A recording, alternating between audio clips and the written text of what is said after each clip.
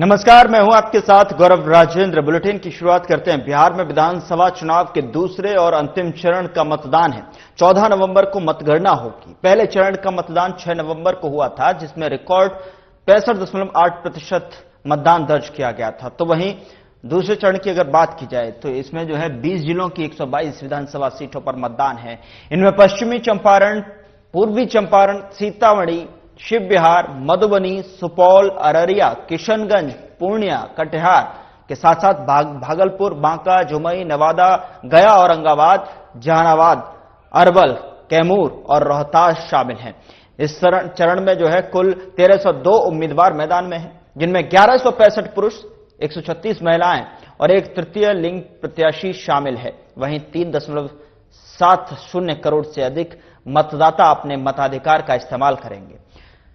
राज्य भर में 45,399 मतदान केंद्र बनाए गए हैं। बिहार विधानसभा चुनाव के दूसरे चरण में मतदाताओं ने जमकर मतदान किया है। 122 सीटों पर दोपहर 3 बजे तक 60% से अधिक मतदान हुआ है, जो कि बिहार में सर्वाधिक वोटिंग का एक रिकॉर्ड है। 20 जिलों की 122 सीटों पर सुबह 7 बजे से 9 बजे तक पहले 2 घंटों में प्रतिशत अगर बात की जाए 14.33% मतदान हुआ। वहीं सुबह 11 बजे तक औसतन 31.38% वोटिंग दर्ज की गई, जो 2020 में इसी समय हुए 19.37% मतदान से करीब 12.01% अंक अधिक है। वहीं दोपहर 1 बजे तक मतदान का प्रतिशत बढ़कर 47.62% हो गया। यह वर्ष 2020 की तुलना में 13% से अधिक मतदान रिकॉर्ड किया गया है।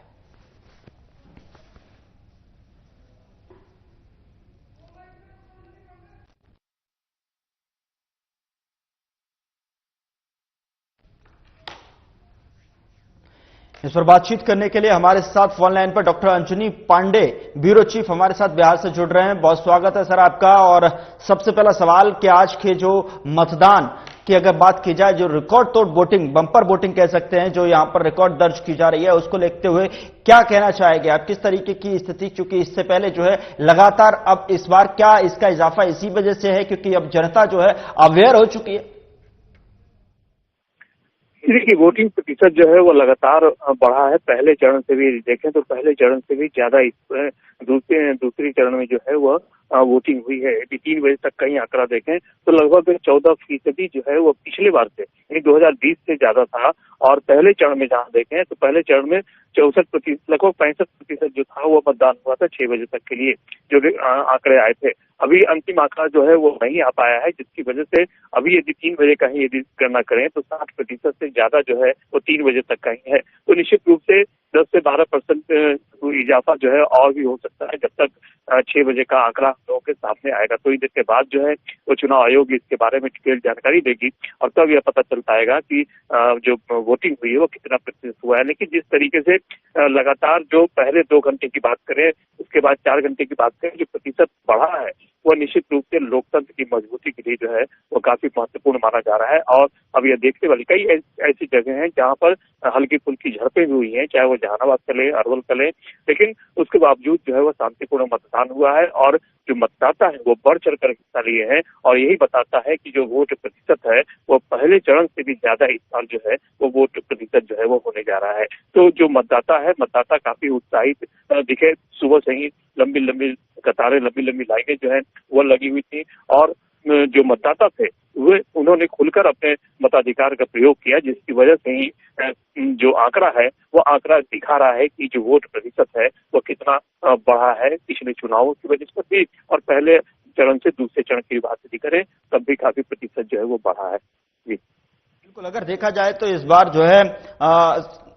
सीएम नीतीश कुमार की अगुवाई वाली सरकार के आधा दर्जन से अधिक मंत्री इसमें शामिल हैं, जिसके भाग्य का फैसला ईवीएम में आज कहीं ना कहीं कैद हो गया है। कैसे देख रहे हैं आप? क्या आकलन है? किस तरीके से मेहनत की गई है, कौन से मुद्दे लेकर जनता इतनी अधिक मात्रा में, बंपर मात्रा में मतदान केंद्रों तक पहुंची है? तो ऐसे में आधा दर्जन से अधिक मंत्री भी शामिल हैं, उनके भाग्य का भी फैसला होना है और उसका भाग्य का फैसला तो आज कैद भी हो गया है। 2 दिन बाद उसके भाग्य का फैसला होगा।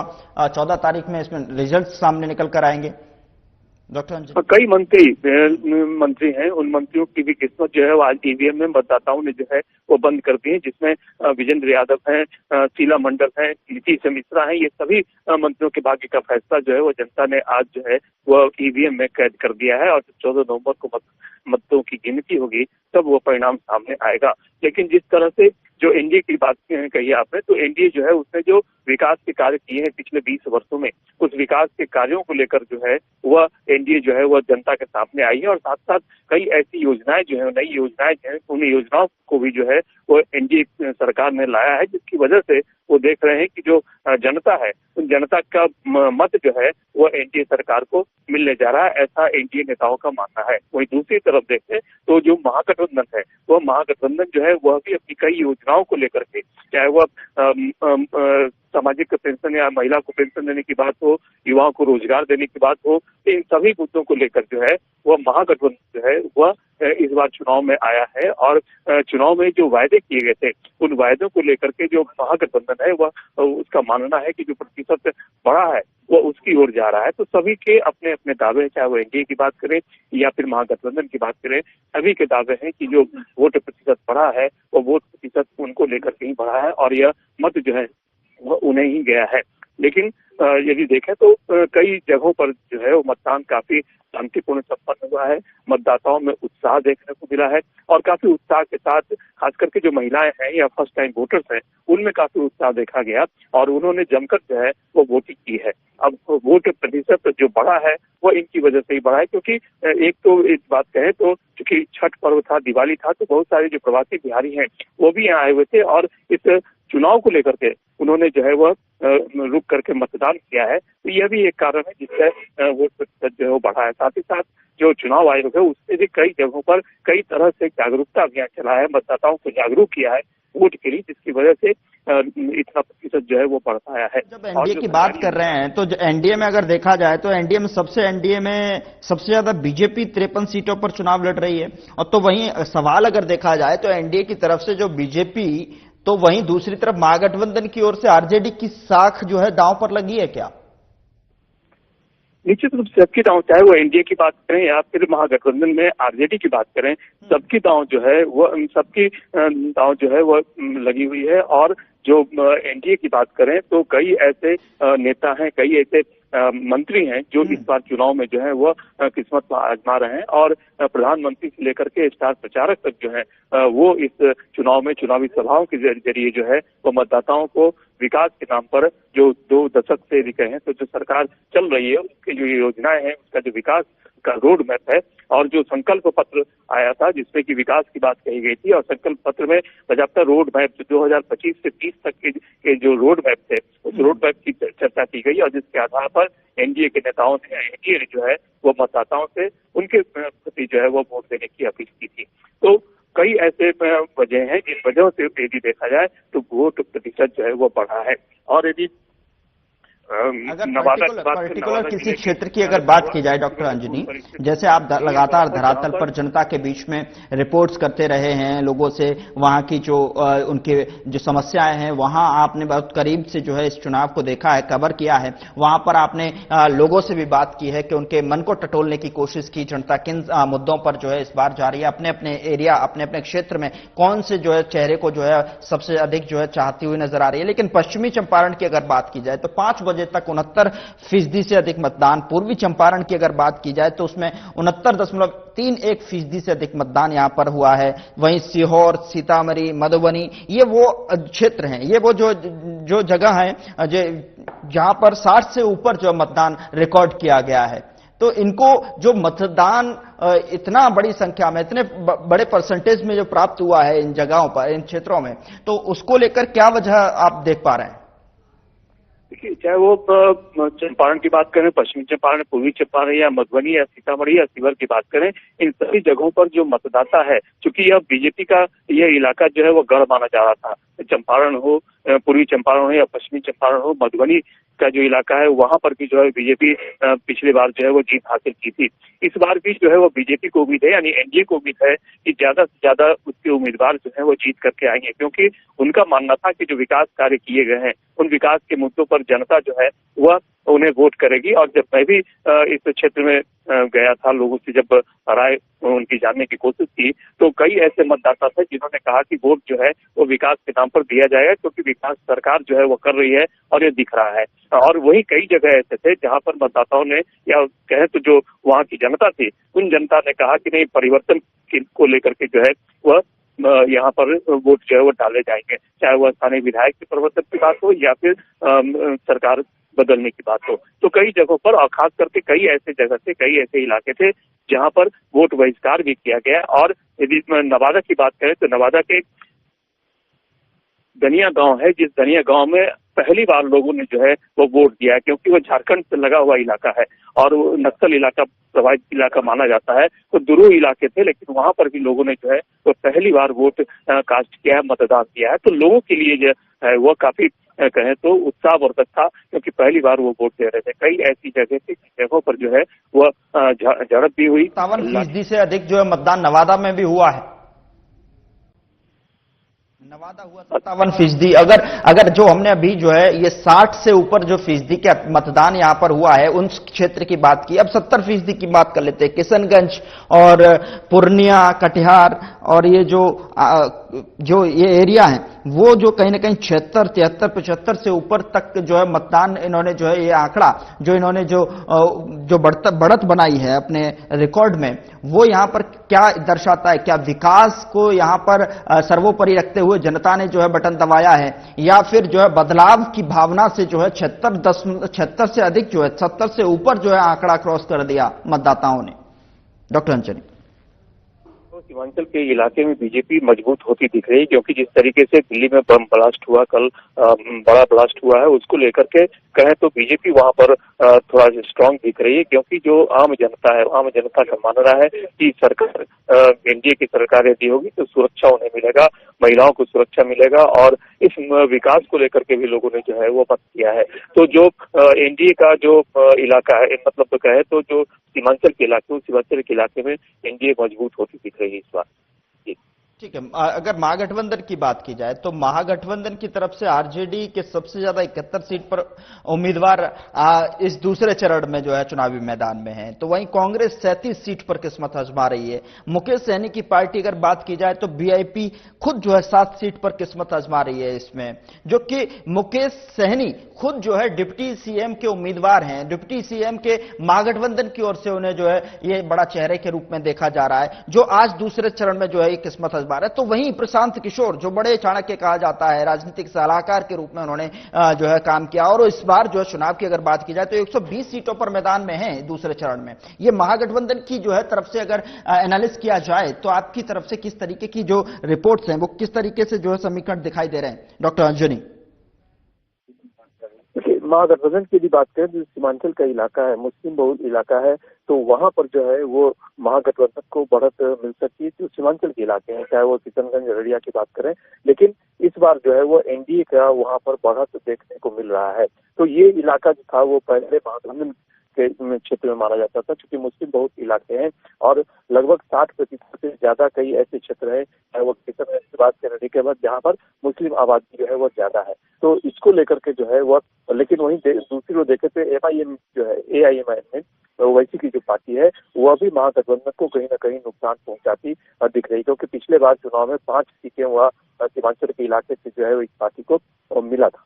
तो अब ये देखने वाली बात होगी कि किस तरीके से महागठबंधन के द्वारा जो है वो जो योजनाएं लाई गई, महागठबंधन के द्वारा जो तेजस्वी प्रण लाया गया, जो जिसे घोषणा पत्र कहा जा रहा है, उसमें जिन चीजों की बात कही गई, इन बातों का ऐलान किया गया, वायदा किया गया, उस पर जनता कितना भरोसा करती है। बिल्कुल। अगर दूसरी तरफ अगर बात की जाए सुपौल की, अगर बात की जाए 70% से अधिक जो मतदान यहां रिकॉर्ड किया गया। विजेंद्र प्रसाद खासतौर पर यहां पर जनता दल यूनाइटेड की तरफ से ये मैदान में हैं। अगर बात की जाए तो 8वीं बार चुनौतियों का सामना करते हुए नजर आएंगे। तो इस असेंबली पर अगर देखा जाए किस तरीके का जो है जो मैदान है वो सेट होता हुआ दिखाई दे रहा है, सस्ता हुआ दिखाई दे रहा है। क्योंकि बहुत सारी रिपोर्ट्स की अगर बात की जाए तो साफ तौर पर यहां पर दिखाई दे रहा है कि stage set for the phase 2 voting in 122 seats की contacts candidates and more details के साथ में यहां पर कहीं ना कहीं अगर इनको सुपौल के खासतौर पर विजेंद्र प्रसाद कोई यादव की सीट पर देखा जाए, तो क्या यहां पर लग रहा है कि 70% मतदान इनको देखते हुए, चूंकि 8वीं बार चुनौतियों का सामना कर रहे हैं सर? हाँ, जदयू के वरिष्ठ नेता है, वर्तमान में ऊर्जा मंत्री हैं और पिछले 8 बार से उन्होंने चुनाव जो है वो जीत हासिल की चुनाव में। तो निश्चित रूप से वो एक वरिष्ठ नेता है जदयू के और एनडीए के पुराने कैंडिडेट हैं। एनडीए के जो है वरिष्ठ नेता जो है वो माने जाते हैं। तो इधर से जाम मिलेगा और इधर से और जाम मिलेगा। हाँ, बाएं बाएं बाएं। हाँ, तो जो चुनाव की बात यदि करें तो निश्चित रूप से जो इलाका है, कोसी का इलाका है, उस कोसी के इलाके में जो है वो वहां पर जो महागठबंधन है, महागठबंधन की सीटें जो है वो ज्यादा रही। लेकिन यहाँ विजेंद्र प्रसाद यादव की बात यदि देखते हैं तो विजेंद्र प्रसाद यादव जो है वो काफी वरिष्ठ नेता है, वर्तमान में मंत्री भी हैं। इसको लेकर के उम्मीद जताई जा रही है कि उनकी विजय जो है वह हो सकती है और महागठबंधन जो है वो वहां पर पिछड़ सकता है। तो एनडीए को एक बार फिर से वहां जो है वह अच्छी सीटें मिलने की उम्मीद बताई जा रही है, जो कोसी का इलाका है। और अगर बात की जाए यहाँ पर ये बीजेपी की तरफ से रेणु देवी बेतिया से, जो बिहार की डिप्टी सीएम भी रह चुकी हैं, जो है डॉक्टर अंशनी, इसको लेकर जो है आपकी सीट पर जो है किस तरीके से यहाँ पर आपका एनालिसिस दिखाई दे रहा है? रेणु देवी जो कि यहाँ पर पूर्व उप मुख्यमंत्री और यहाँ पर बड़ा चेहरा, बड़ा प्रतिद्वंदी के रूप में यहाँ पर देखने को मिल रही हैं, तो ऐसे में इस सीट के लेकर अगर बात की जाए, इनकी सीट यहाँ पर किस तरीके की वोटिंग, किस तरीके से जनता में उत्साह, किस तरीके का जो है मतदान? जी देखिए, जो रेणु देवी की बात यदि करें तो पूर्व में उप मुख्यमंत्री रह चुके हैं, वर्तमान में भी बिहार सरकार में मंत्री हैं। लेकिन इस बार इनकी सीट जो है वो फंसती दिख रही है, क्योंकि जिस तरीके से उनके प्रतिद्वंदी की बात करें तो सचिन द्वंदी इस बार जो है वो ज्यादा मजबूत दिखाई पड़ रहे हैं। क्योंकि जो मतदाता है, जो जनता से जब हमारी बात हुई थी तो उन लोगों ने जो है वह वर्तमान में जो विधायक हैं इनके प्रति जो है वह आक्रोश जरूर दिखा है, जिसका फायदा जो है प्रतिद्वंदी को मिल सकता है। तो बीजेपी इस सीट को संभवतः यानी रेणु देवी जो है वो इस सीट से पीछे रह सकती हैं और उन्हें यह सीट जो है वो खोना पड़ सकता है। गया की बात की जाए पर्टिकुलर, अगर गया में 67% से अधिक जो है मतदान हुआ है, तो वहीं अगर यहाँ कैंडिडेट प्रेम कुमार की अगर बात की जाए, भारतीय जनता पार्टी की तरफ से कैंडिडेट हैं गया टाउन असेंबली पर, लगातार लंबे समय से विधायक का चेहरा और लगातार इतनी बड़ी पकड़ और जनता के बीच में इतना बड़ा जो चेहरा जब जाता है यहाँ पर वोट के लिए, तो इस बार जो क्या चांसेस हैं इस तरफ जो है एक बार फिर से क्या प्रेम कुमार की तरफ जनता ने रुख किया, या फिर बदलाव के कुछ संकेत? चूंकि लगातार विकास के लेकर जो बात होती है बिहार में, तो विकास को यहाँ पर ज्यादातर जो जनता है प्रमुख तौर पर जो है रखती हुई साफ तौर पर दिखाई देती है कि विकास के मुद्दे को लेकर हम जो है मतदान केंद्रों तक, बूथों तक पहुंच रहे हैं और इतने बड़े तादाद में जो है बंपर वोटिंग होना, तो विकास कहीं ना कहीं सर्वोपरि रखा। विकास के वो सपने जो जनता को दिखाए गए, बदलाव जो पिछले समय में हुए हैं विकास को लेकर, या फिर जो संसाधनों को लेकर, या फिर जो रोजगार को लेकर, उद्योगों को लेकर, तो क्या उसको लेकर ध्यान में रखते हुए एक बार फिर से जो है प्रेम कुमार? देखिए, प्रेम कुमार की बात है, वो भी पिछले 8 बार से वहां से विधायक रह चुके हैं और 9वीं बार इस बार फिर से एक बार चुनावी मैदान में है। उनकी बात करें तो दूसरी तरफ से कांग्रेस महागठबंधन में जो है वो कांग्रेस उम्मीदवार जो है वो वहां पर है, तो वो मेयर भी रह चुके हैं गया सर के। लेकिन जब मैंने ग्राउंड रिपोर्ट की थी, लोगों से वहां पर मुलाकात की थी और दोनों उम्मीदवार जो उनसे जब बात हुई तो प्रेम कुमार ने कहा कि कुछ ऐसी समस्याएं थी जिन समस्याओं को, जाम की समस्या जो गया के लिए बहुत बड़ी समस्या है, तो उन्होंने कहा कि इसके निजात के लिए जो है वो मेट्रो यहाँ पर जो है लाया जा रहा है और कई भी उद्योग और पर्यटन, क्योंकि गया क्षेत्र जो है, गया जी जो है वो अंतर्राष्ट्रीय स्तर पर एक तीर्थ स्थल के रूप में माना जाता है, तो उसको लेकर के जो है उन्होंने कहा कि कई योजनाएं, इन योजनाओं पर आगे आने वाले समय में सरकार और वो भी जो है वो काम करेंगे जिससे कि इस क्षेत्र का और भी विकास हो सके। लेकिन यदि मगध क्षेत्र की बात की जाए तो वहां पर चिकन